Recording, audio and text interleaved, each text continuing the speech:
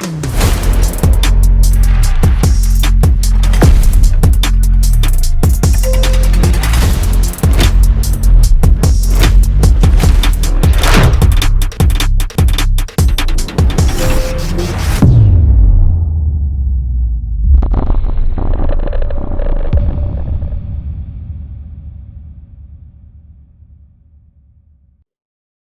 welcome back. Your second season with the Atlassian Williams F1 Team. Now that you've had a full year to settle into the team, how different does it feel coming into 2026 with that foundation in place? Well, in many ways, I think a new season will feel to me, or a second season with the team will feel very different because I've met all the people that I had to meet. Obviously, there's still a lot of new faces coming into the team over the last few months, but I will know mainly all the core people of my team, which will make things a lot better, a lot more streamlined to work with. At the same time, everything will be completely new all over again, as it's a completely new car, completely new set of regulations. So all the experience that I gathered with the FW47 and now and how to drive it, how to be as fast as I could be at the end of the season with it, now it's all down to zero, and we have to do all that experience and gain that knowledge all over again. So very excited. If we told you at the beginning of last year that you would achieve multiple podium finishes, how would you have felt? Did the results surpass all your expectations? I think so. Obviously, you always go into a new project with very high expectations, and my expectations were always high going into this project with Williams. But for sure, if at the beginning of the year you would have told me we would have scored a couple of podiums, one sprint podium, but especially P5 in the Constructors' Championship, both drivers in the top 10 of the drivers, I think that would have been a really good year. So I think we had a very solid first year together. Now we need to build from it. This season, as you said, marks the beginning of Formula One's new regulations. With such a big reset across the sport, how are you approaching the challenge, and what excites you most about adapting to this new generation of cars? Well, on one hand, very excited, because it's a completely new set of regulations, which means all the teams and all the drivers will start from a clean sheet of paper, where we want to maximize that opportunity to the best of our abilities. At the same time, obviously, I would have liked a couple more years with a standard set of regulations to keep my adaptation and keep bringing my knowledge to Williams about everything I knew about the old set of regulations. But I take it's one of the main reasons why I moved to this team and why I chose Williams as my future project, is because I trusted a lot in the trajectory that we were on, in the project going into this new set of regulations, and I'm hoping that we can do another good step in the right direction. As you say, Williams has long been clear that 2026 was targeted as an opportunity. What are your personal targets for 2026, and what do you think the team can achieve in this first year? I think it is impossible to set certain targets at the beginning of this year because it's so new, so different. I think it's the biggest set of regulation changes, I think, since 2014, or even a bigger one. So to put an objective of where you're going to finish in the championship, where you want to finish in the constructors, it's almost an impossible task for me. Where I'm going to be looking for is how well the team is progressing in all the areas that we know we were still lacking and we are still weak. So yeah, for me, the fundamental thing is going to be to keep seeing progress from where we finished last year, and to keep seeing a positive trend like we were seeing. You and Alex entered your second season together as teammates.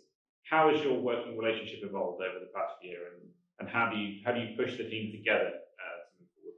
I mean, the working relationship with Alex was always very good from the beginning. From this time last year, we're talking January, February, it was already a very good, solid relationship where we already worked very hard through the winter together.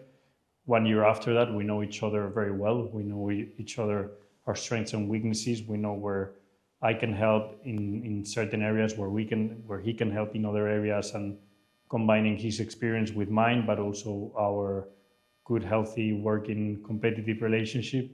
I think we can help Williams quite a bit this year, especially because I think experience is going to be quite important going into a new set of regulations.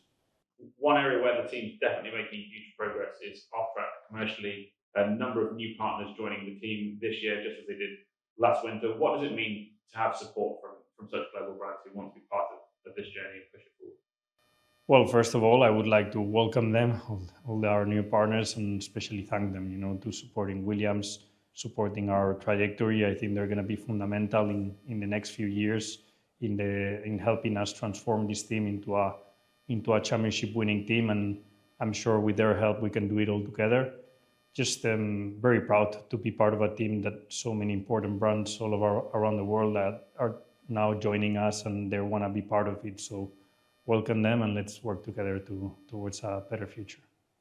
Great. Alex, welcome to the 2026 season.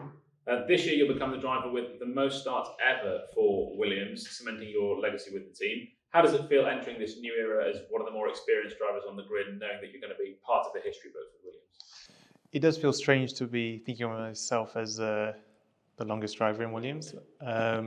Maybe that's partly down to how many races we do, but still, I think it just shows how much I believe in the team. I think it shows that I've been a part of this journey from the very beginning, and I still believe in it. So that's why I'm here. And as you've mentioned, you've been a key part of the team's rebuild over the last few seasons. How satisfying is it to see the role that you've played and the work that goes on behind the scenes coming together in this 2026 car? Looking back, I feel like 2025 was our strongest year yet, and it's great to see how every year we've just gone from strength to strength. I think that this year, it's no secret, it's going to be a big challenge. I think the test of having a new PU as well as a new car itself is putting a lot of stress on all teams. I'll be interested to see where we come out. I think it's going to be less tight than it was last year, but at the same time, I'm interested to see the progress we've made as a team. And on that topic, how confident are you in the direction that Williams is heading in? You've mentioned your belief in the project. What gives you the belief that progress is being made? The belief that I have is more just from what I see back at Grouv. I think the changes that James is making at the factory, the culture in the team, the way that it's shifting, it's all going in the right direction. It's what I believe the team needs to be like to become a championship winning team in the future. So we're still in our growing phase. There's still many years ahead of us, but we're on the right path. You and Carlos begin your second season together as teammates. How's your relationship developed, and how do you see the two of you working together to push the team forward under these new regulations? Carlos and I, obviously, it's our second year now, and so with that just becomes more experience, more knowledge of each other as well.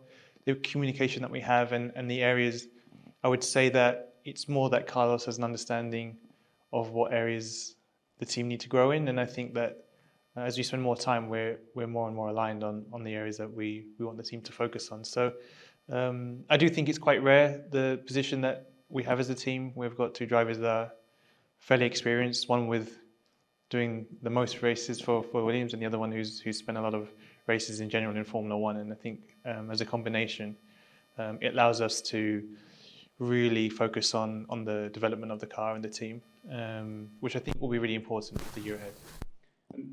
Together, you and Carlos last season secured P5 in the Constructors' Championship, a really strong result after years of rebuilding for Williams. What did that achievement mean to you? But more importantly, how do you make sure the team keeps pushing forward and striving?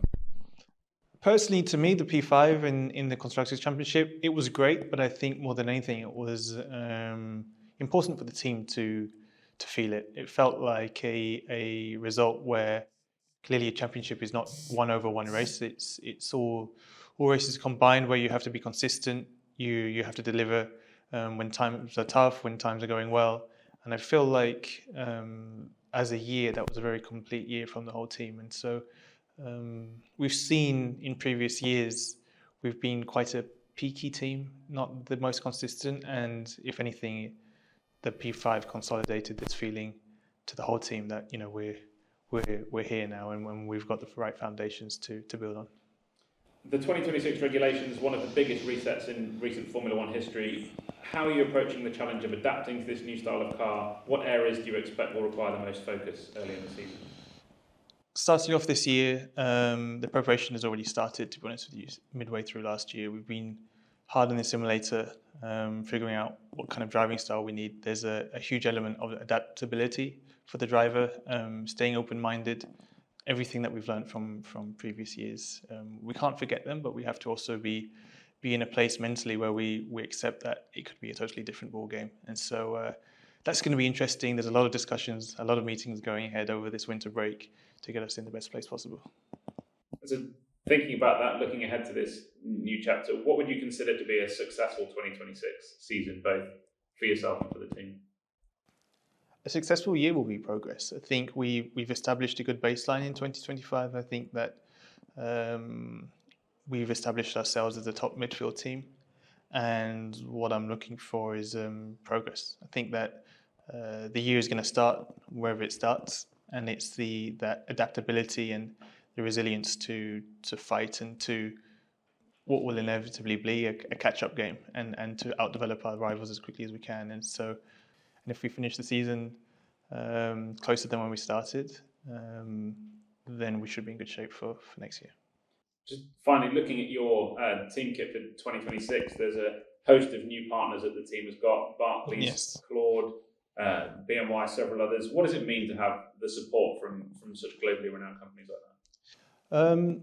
In my opinion, it just shows there's belief in the team. I would have been one of the first ones to have said that, but to see partners come on board, it just shows that it's not just myself and Carlos believing in this journey. It's people from the outside as well, and I think that we can use these partners as well to push us forward, to help us develop even faster, and lay down the foundations even stronger for years to come.